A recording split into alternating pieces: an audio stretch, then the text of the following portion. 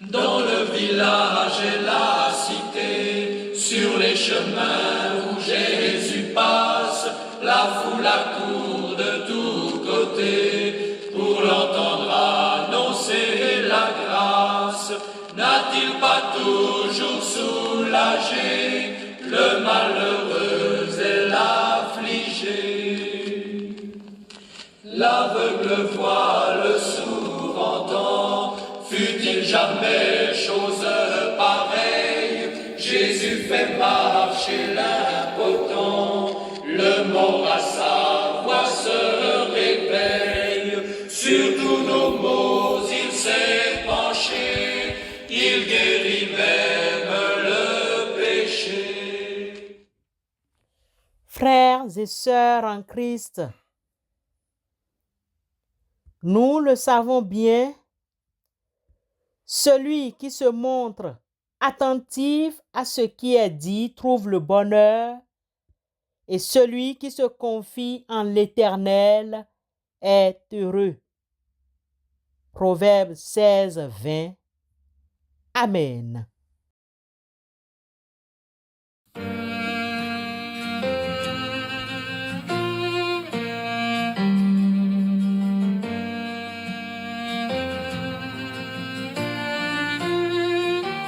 Tu m'as ébloui par tes mélodies, tu m'entoures d'un chant d'amour, chant de délivrance devant mes ennemis.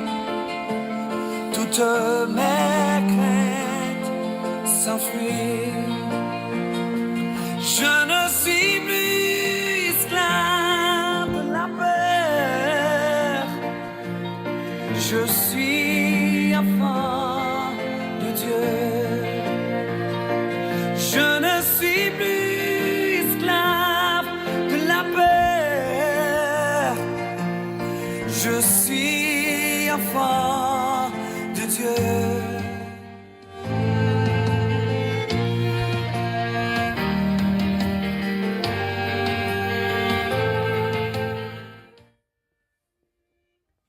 L'épître de Paul aux Éphésiens, chapitre 4, versets 17 à 19, fait l'objet de notre méditation.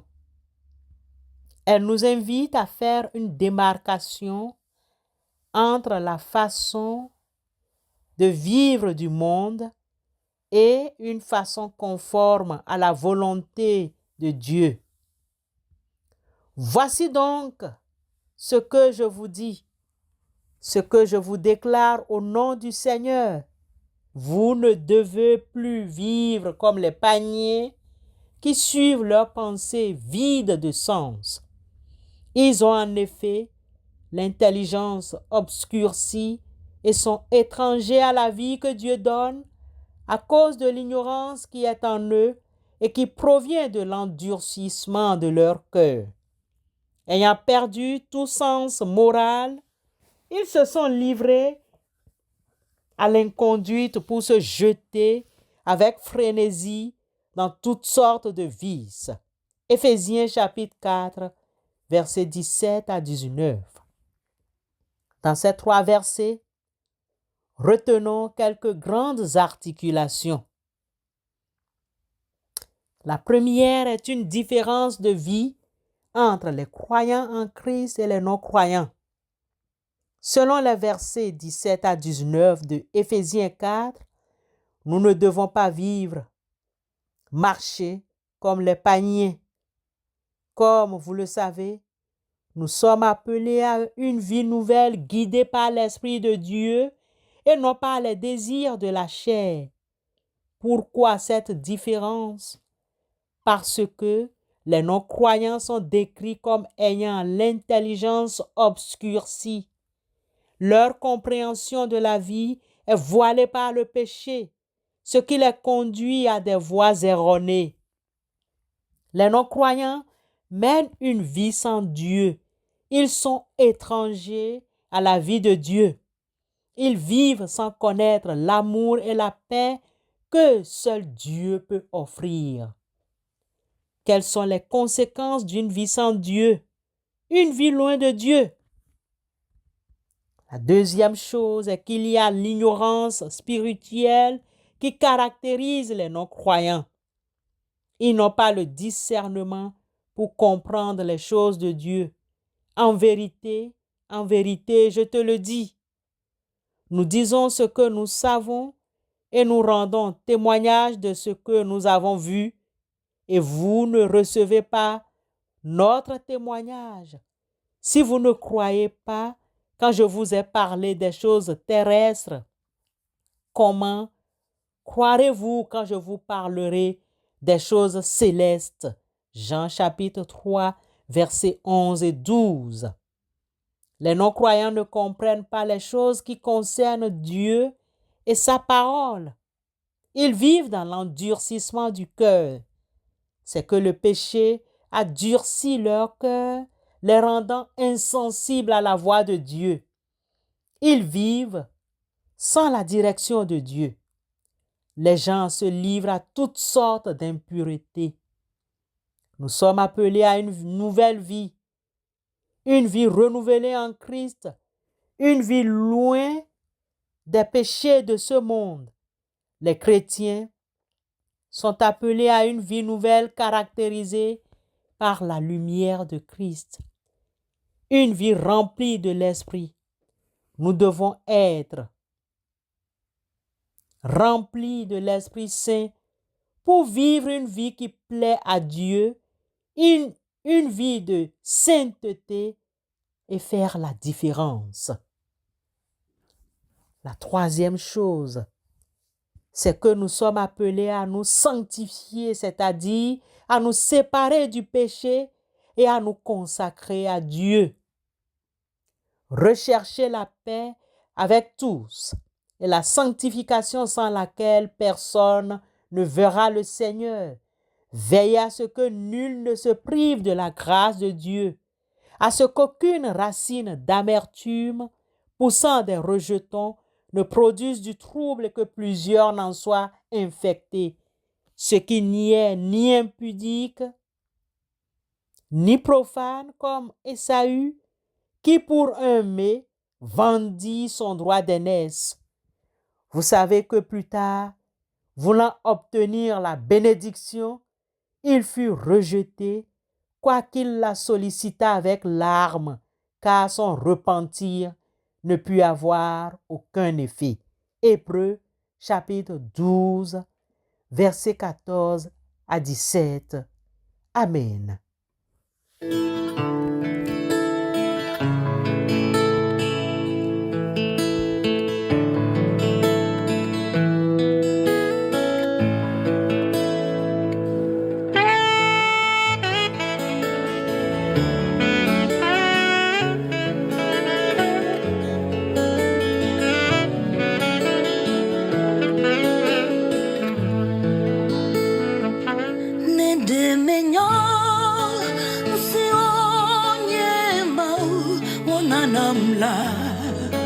Ni majuto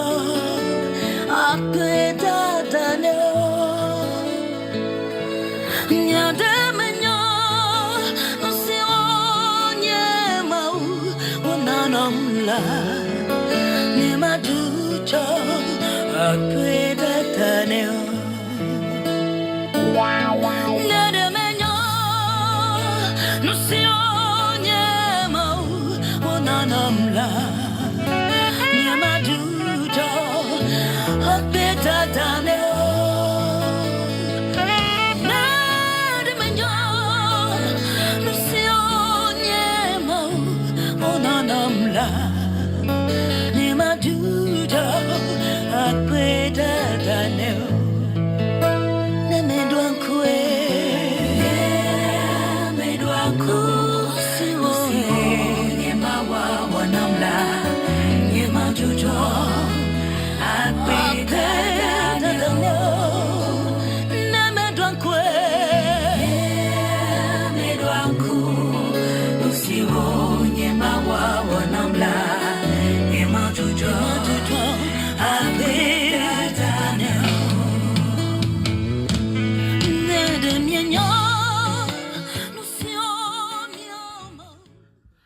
Seigneur, aide-nous à garder nos lèvres dans la pureté. Aide-nous à garder nos corps dans la sanctification et qu'il ne sorte de notre bouche aucune parole mauvaise. Mais s'il y a quelques bonnes paroles qui servent à l'édification et communiquent une grâce à ceux et celles qui l'entendent, selon Éphésiens 4, verset 29, aide-nous.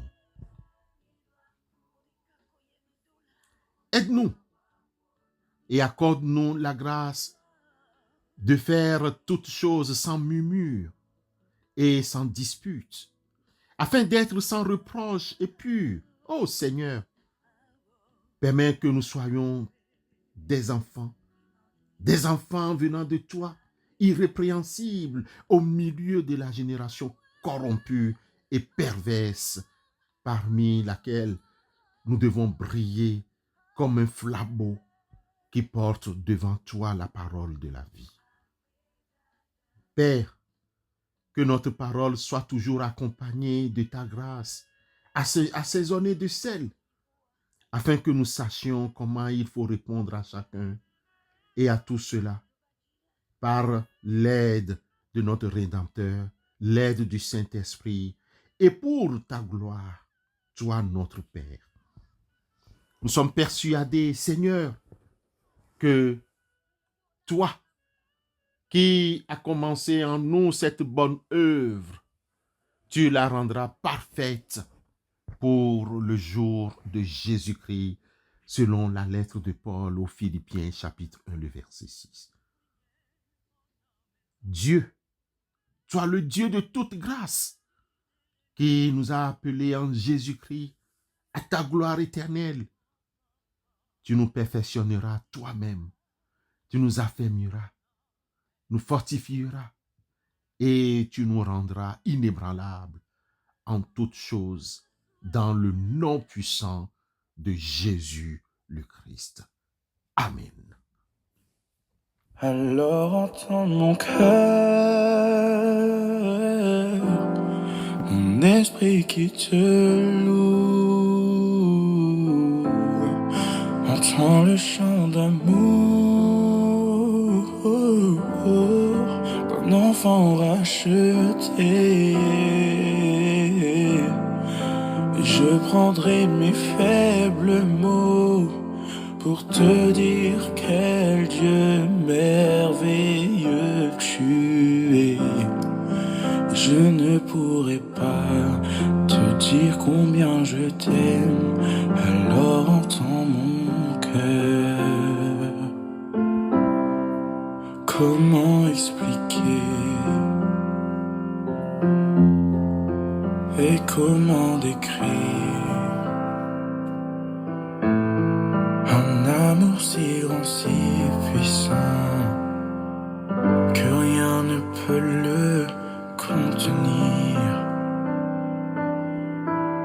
Tu sais mes espoirs,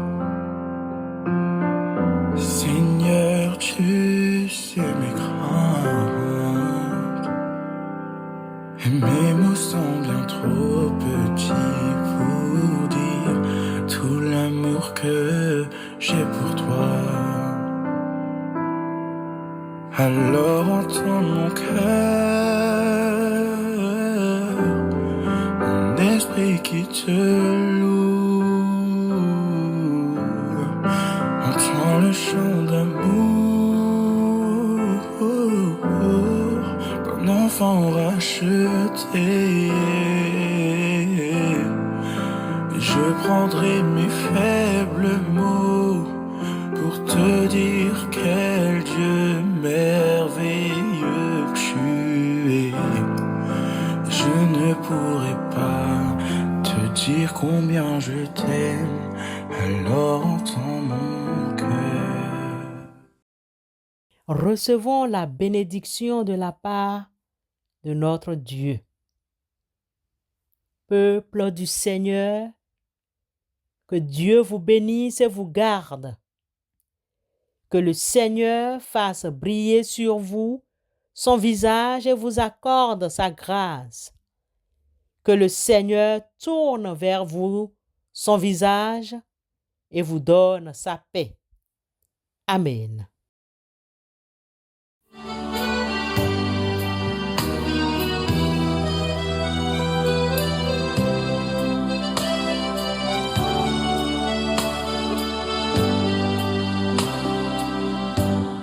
Sans ta lumière, Seigneur, que ferions-nous dans ce monde, perdu au large, dans le brouillard, au gré des vents? Sans ta lumière, Seigneur, où irions-nous dans ce monde? La mer est immense, sans ta présence.